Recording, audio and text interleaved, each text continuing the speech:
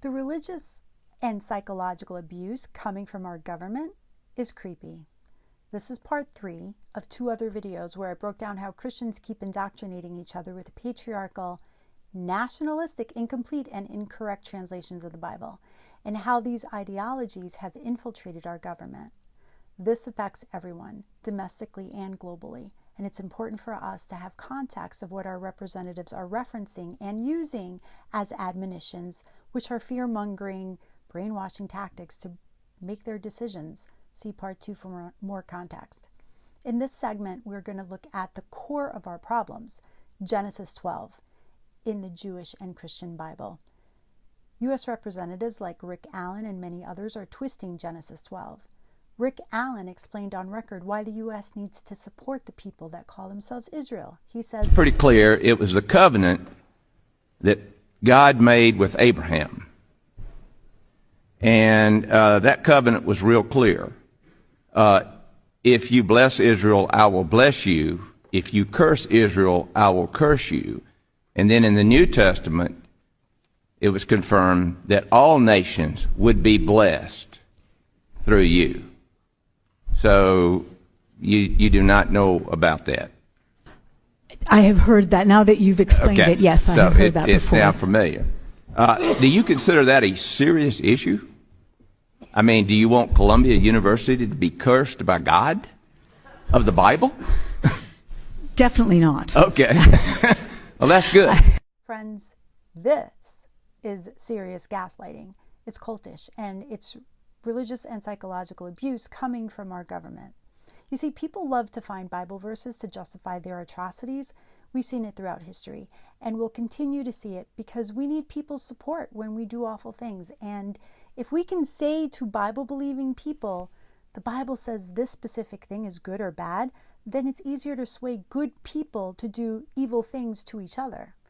What's interesting with the words Allen chose to use is that he did not quote exactly what is said in the Bible. This is what he conveniently left out. For context, God is speaking these words to Abraham. Quote, I will make you, Abraham, into a great nation, and I will bless you, and I will make your name great, and you will be a blessing.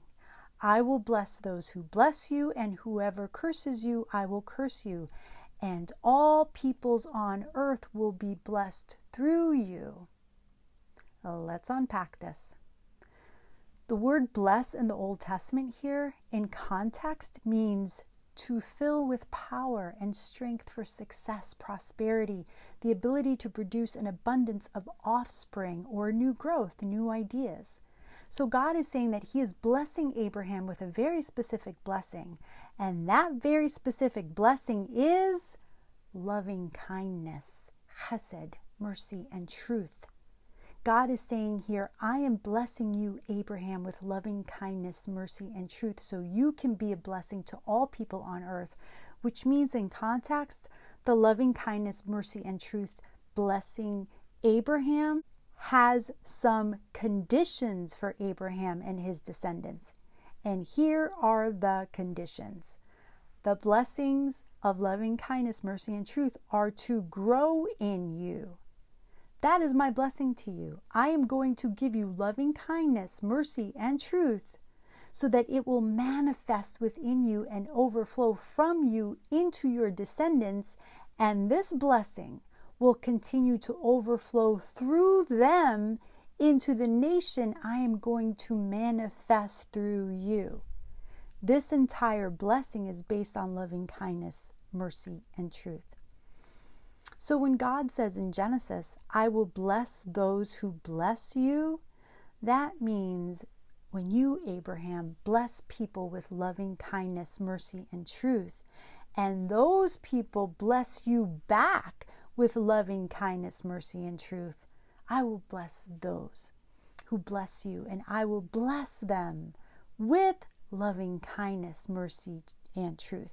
And that's how loving kindness, mercy, and truth are going to spread throughout the world. You are going to be a vessel of love. That is my blessing to you. But to those you show loving kindness, mercy, and truth to, who do not reciprocate loving kindness, mercy, and truth back to you, those people will be cursed. But Abraham, regardless of how people treat you, in order for your descendants to keep being blessed by me, God, with loving kindness, mercy, and truth, you need to manifest the loving kindness, mercy, and truth I give you. That is the blessing. So for Abraham's descendants to continue receiving God's blessing from this covenant, those descendants need to continue manifesting God's loving kindness, mercy, and truth within them, and let it overflow into blessing others with loving kindness, mercy, and truth. But if you, Abraham, and all your descendants do not do this, you are courting with disaster. So you will be bringing a curse upon yourself. And this condition is the part of Genesis 12 that has been conveniently left out. Abraham and all your descendants, if you are not a blessing of loving kindness, mercy, and truth, God is going to curse you. The responsibility of being loving kindness, mercy, and truth to all peoples of the earth is on you, people that call yourselves Israelites, and all others that connect their faith back to this blessing and curse. Deuteronomy 29:19 elaborates a little more on this, where God says, when you, descendants of Abraham, hear the words of this covenant and you try to change this blessing and invoke any other kind of blessing on yourselves that involves anything other than loving kindness, mercy, and truth to others, and you think, I'll be safe and I'll have peace, even though I treat people with a stubborn spirit, then you will bring disaster on yourselves. God's wrath and zeal will burn against you. That's coming straight from the Bible. All the curses in the Bible will fall on you, and God will blot out your names from heaven. Yeah, straight from the Bible. God will single you out from all the tribes of Israel for disaster, according to all the curses of the covenant written in the book of law. All in the Bible. And for clarification, Israel is not the land. So, bottom line, if you call yourself an Israelite and you are not a blessing of loving kindness, mercy, and truth to all peoples of the earth, then God is going to curse you. The responsibility of being loving kindness, mercy, and truth to all peoples of the earth is on you.